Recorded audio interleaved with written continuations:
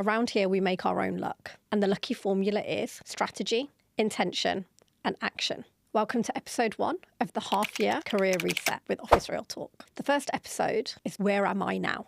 It's an honest stock check with yourself. Now, you might do this all the time and you might say, do you know what? I always know how I'm tracking. If you're anything like me, you've got a vision board, you've got a goals tracker, you've got a notes app, you're always checking in with yourself, you're doing monthly check-ins with your partner, you're doing monthly check-ins with your friends, you've got accountability groups, whatever. But until you make that time to really have an honest conversation with yourself and talk about those personal goals, you won't really be able to figure out if you're going to get to where you want to. My name's Taz. I'm a woman.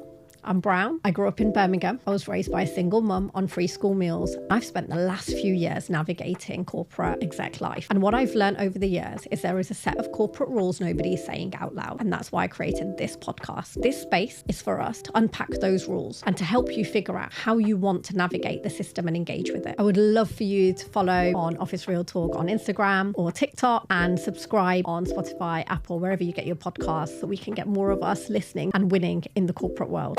Let's start with the truth. Most of us are so busy delivering, so busy working hard, so busy showing up for everyone else, so busy even showing up for ourselves that we don't really notice if we are on the track that we set out to be. Sometimes things go our way and it's worth celebrating. And sometimes things don't.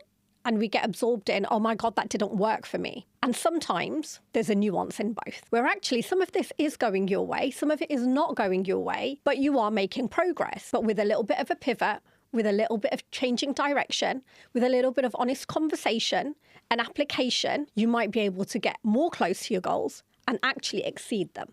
We rarely stop and ask ourselves, am I actually moving in the direction that I want? This episode is about pausing performance.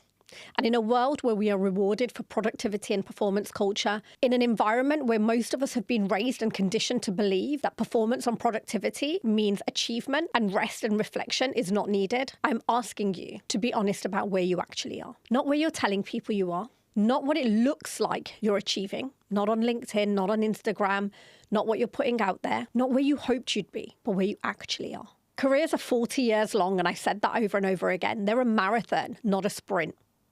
And the problem is we're so busy sprinting, we forget that we've got to do this over and over and over again to achieve our goals.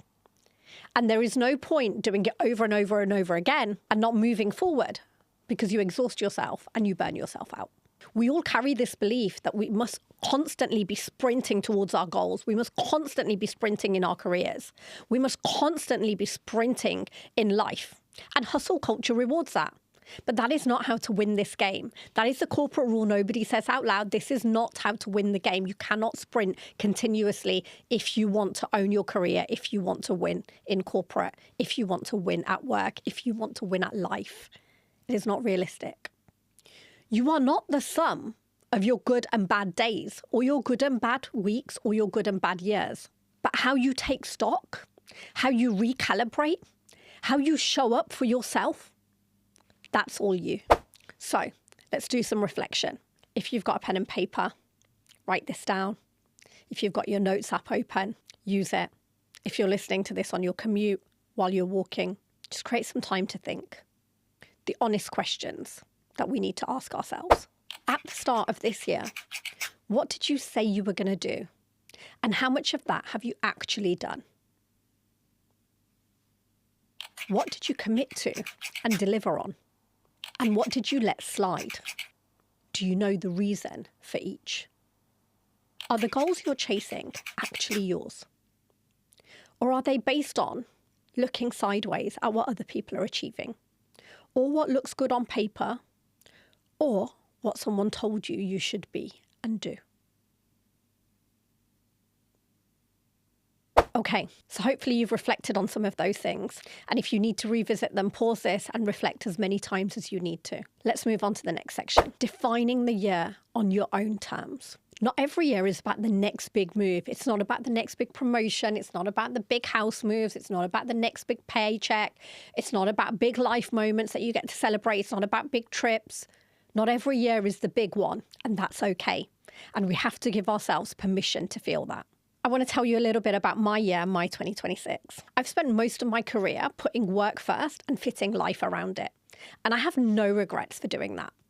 There was absolutely a season for doing that. There was a season where work was absolutely paramount to what I had to do. And I always say, I did what I had to, so I can do what I want to. And I believe that that has paid off. But I've learned that when you flip it and you make your work fit around your life and you make them come together, you make them complement each other rather than fighting with each other, that's when you can be at your best, at your happiest, and at your most in tune with yourself and where you want to get to. By making work fit around life, you don't actually lose anything. You actually show up better for yourself. You show up more in tune with yourself. And guess what? It's less exhausting, because better alignment equals less exhaustion and burnout. My 2026 has been a consolidation year. And I absolutely went into it thinking like that. I used December and the early part of January to think about what this year was going to be about. And I didn't set any big career goals. I didn't actually set any big career goals at all. I've sprinted really hard in my career. So this year was about recalibrating what I actually wanted and figuring out what I really want inside and outside of work and what matters. But I did make myself a few promises this year, and I've been taking the intentional action to make them happen. It's been about delivering on a few big things rather than trying to do everything. It's been about removing urgency culture from my life and my work. Because guess what? Nobody died. And in corporate, we are not saving lives. And in most of the things we do in life, we're not saving lives. Nobody dies if we get it wrong, if it doesn't happen. I've had to sit with that myself this year and unlearn my beliefs about hustle culture. I know what kind of year I needed. This year, my promises were simple. Get a new job. And it wasn't about getting a promotion. It wasn't about getting the next big thing. It wasn't about moving organizations. It was simply about moving away from where I was. It was about running Office Real Talk and setting that up and being consistent with it. No massive goals about how many followers I need or how many listeners I need. Of course, I set myself those in my head. But it was about being consistent, week in, week out, recording a podcast and showing up on social media. And it was about being present at home and really showing up for myself through rest, through exercise, through movement, and connecting with my friends and family. No big moves, no sprinting, just walking through 2026. And I've never, ever been happier. But there is a time for sprinting and there is a time for walking. And only you know what kind of year you need. What I am doing is giving you permission to lean into that. And I'm giving you permission to say if you don't need to sprint for the rest of the year, that's also okay. If you want things to stay as they are, that's also okay. If you need to make a few pivots, that's also okay. Reset doesn't mean run. It can mean whatever you want it to. And most career resets, most half-year resets, most mid-year glow-ups are all about change, are all about doing more, are all about putting your career first. I'm giving you permission to say you don't need to do that. Life and work need to go together. Otherwise, you are on the road to burnout if you're not there already. When you know what kind of year you need, you stop measuring yourself against the wrong ruler. And this series, these 4 episodes, are about building the right habits, the right intentional actions to reset on your own terms. So let's do our next bit of reflection. What kind of year do you actually need? Looking back honestly at the last 6 months, how do you feel? How do you believe they've actually gone? Not on paper, not to anybody else, to you. How have they actually gone?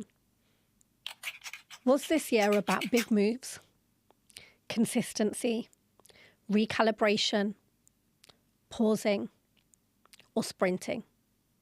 And have you given yourself permission to own that without feeling guilty or having to defend yourself? Remember, a lot of what we're taught about careers, a lot of what we're taught about what we need to be, who we need to be, where we need to be, is conditioning. It's conditioning from the way we were raised. It's that scarcity mindset about trying to be better, about having more. It's about outperforming those around us. It's about outperforming our parents who had to work so hard to get us here. It's about some of the beliefs that our immigrant parents raised us with and ingrained into us. It's about growing up with very little, so we feel like we need to work harder. It's about trying to be the only, the first. It's about carrying the burden of being a woman. It's about trying to do it all and then recognizing you can't. And it's not often we say to ourselves, Whose goals am I carrying? What am I trying to look like to who? Because we don't give ourselves permission to do that. And so that's why I've been really honest with you about the kind of year I'm having. And I'm going to be really honest even more. I knew I went into this being a recalibration year. I knew I went into it intentional and slow. But there are times when I will sit there and go, if Office Real Talk is the one big thing I'm meant to be doing, why am I not sitting at 100K listens and 100K views? Am I sure that not making another big career move this time round is not going to slow me down in the future? And that's what I've had to go through again and again. And I am sure, but it doesn't mean every few weeks I don't need to tell myself that. Am I sad about some of the ways that I've come to these realizations? Yes. Are all of these actions and goals to do with me? Not always. Sometimes they're about what's happening around me. But am I owning the way I'm showing up and the action I'm taking? You better believe it, because this is my life, it's my career, and these are my terms. And I'm asking yourself to show up for you. So, before the next episode, I want you to do one thing. I want you to take some time for yourself. No distractions, no phone, just if you can, 10 minutes. Ask yourself, what is the one thing I haven't been honest with myself about this year? And just sit with that. Because once you start being honest with yourself and start claiming what kind of year you want and how you want to show up, we can go into the next 6 months really showing up for ourselves. I hope you've enjoyed episode 1 of the half-year career reset. We've got 3 more episodes, 1 hour, over 4 episodes to reclaim the next 6 months. I hope you'll take the action. Remember, we make our own luck. Strategy, intention, action. See you next time.